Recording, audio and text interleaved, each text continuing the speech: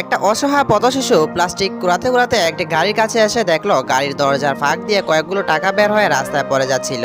সে সেগুলো দেখে তার হাতে নিয়ে গাড়িটির জানালা দিয়ে গাড়িটির মালিককে ডাকলো। মালিক জানালার গ্লাস নামিয়ে বললেন, কি হয়েছে? সে তখনই টাকাগুলো হাতে নিয়ে বলল, আপনার টাকা নেন। লোকটি টাকাগুলো নিল।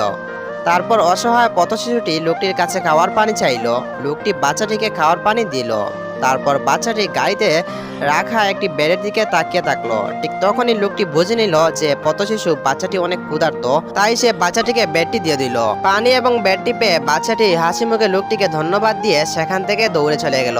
তখনই লোকটি দেখলো পথশিশু বাচ্চাটির কুড়িয়ে পাওয়া প্লাস্টিকের ব্যাগটি গাড়ির নিচে রাস্তায় পড়ে আছে। সে সময় সে ব্যাগটি হাতে নিয়ে বাচ্চাটিকে ডাকতে ডাকতে বাচ্চাটির পিছনে পিছনে গেল এবং লোকটি দেখলো বাচ্চাটি তার কাছ থেকে পাওয়া পানি এবং ব্যাগটি একজন অসহায় বৃদ্ধ মহিলাকে খাওয়ার জন্য দিচ্ছে।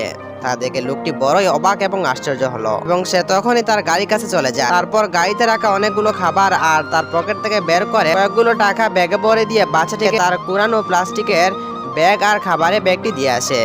তো বন্ধুরা, এই ভিডিওটা তোমাদের কাছে কেমন লেগেছে তা অবশ্যই কমেন্টস করে জানাবা এবং যদি ভিডিওটা ভালো লাগে থাকে তাহলে আমাদের চ্যানেলটি সাবস্ক্রাইব করে আমাদের সাথে থাকবা। ধন্যবাদ।